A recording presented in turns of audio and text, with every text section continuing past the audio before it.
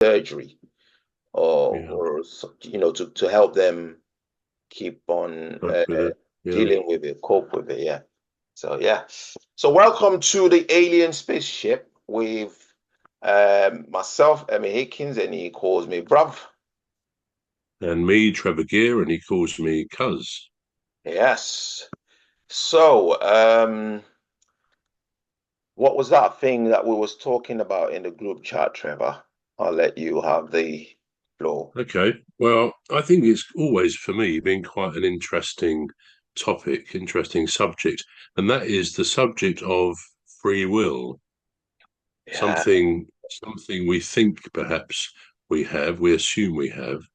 Um, but my motion today is to suggest that we may have small amounts of free will, but for the main, we don't really have free will. Now, I imagine, as you are a man of the cloth, as you were saying earlier, Yeah. you will you will not support that motion because I'm sure, as a man of the cloth, you will say, no, definitely, we do have free will to behave as we wish in this world.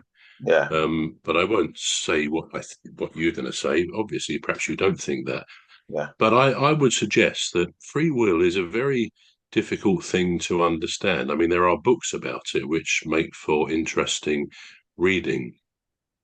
The reason I think we don't have the sort of free will levels that we would instinctively think we do are twofold. One, to do with how we are brought up, our environment, genetics, things we inherit, as you were talking about, from our parents, then the laws of the land, customs, etc. And the other side of it is our mind, or more exactly, our brain, which I think also supports the view that we really don't have the free will that we think we do. So, as I say, I think the way we're brought up, many of us, perhaps most of us, are brought up to um, be decent citizens. Even as little children, we're told what is right and wrong, what we shouldn't do, what we should do. And all those things come together over time to give us a kind of, I don't know, morality, ethics, and a source of how we behave, what we do in this world.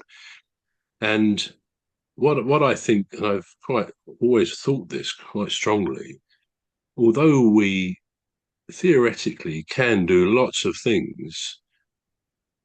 For example, I could go out later in my car and decide to drive on the wrong side of the road. For Yeah. example, Yeah. I could go into a shop. Uh, any of us could go into a shop and say, "Oh, I think I'll steal something," and so on. When I go to football, as I will be on Saturday, I could decide to run across the pitch. Yeah. I won't do a streak. That might be a bit too much to the relief of many. But I could do that. And therefore we kind of condition ourselves to say, well, yeah, I've got free will. I can do really what I like with this free will that I've got. But what I strongly suggest is that there are many, many things I would not do, even if I could, even if theoretically I was allowed to. So if I wouldn't actually run across a football pitch because it is illegal anyway, or drive on the wrong side of the road, or deliberately break something when I'm out and about in a shop or something like that, because technically I could do it. The fact that I wouldn't, because of my upbringing, my conditioning, the laws of the land, the customs we live by, therefore I submit that those choices are not really there. And if they're not there, just because we say I could do that, the fact is, and it may be different for everybody, we all have differing circumstances as to our upbringing, our environment, and so on. But if basically we are taught to be moral and ethical in life, to be decent to others, then all that so called free will, all those choices we think we have, we really don't, because we would never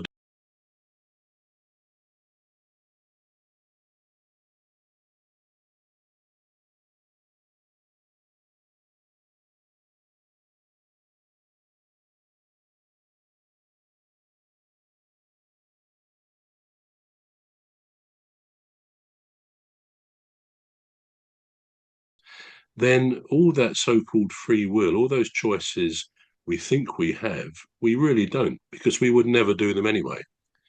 I mean, I'll let you come in there because I'd like it to talk about how the brain might affect free will as well. But I'd be interested in your view of what I've said so far.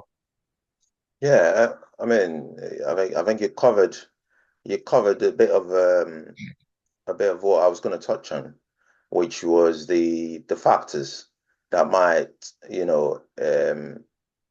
that might uh, impact on our ability to act on our free will.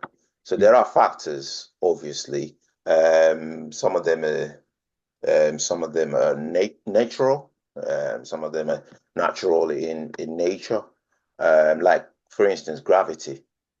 Gravity tells you that, if you exercise your free will by jumping off a cliff, you might not make it. Um, and there are other ones that are man-made. Say for instance, the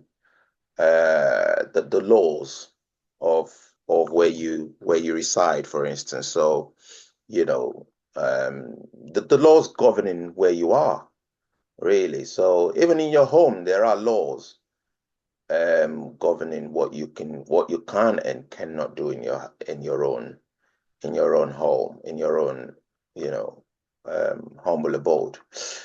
So, but I think saying that we think we have free will, that we don't actually have free will, I think I think there's truth to both sides of the argument. Um, Mm.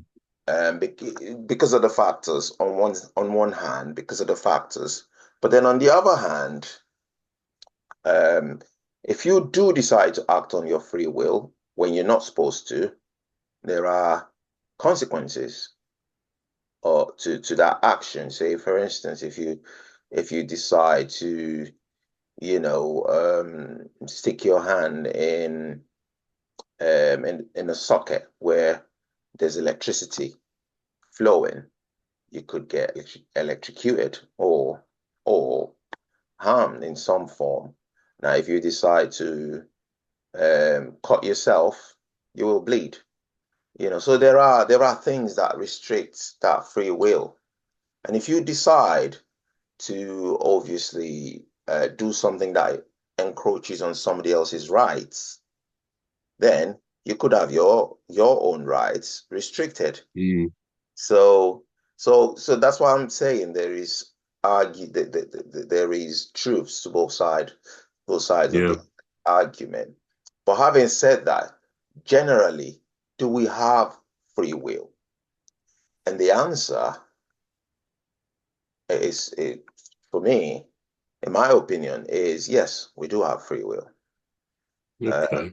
we do have free will. We have free will to do what we want or live how we want to.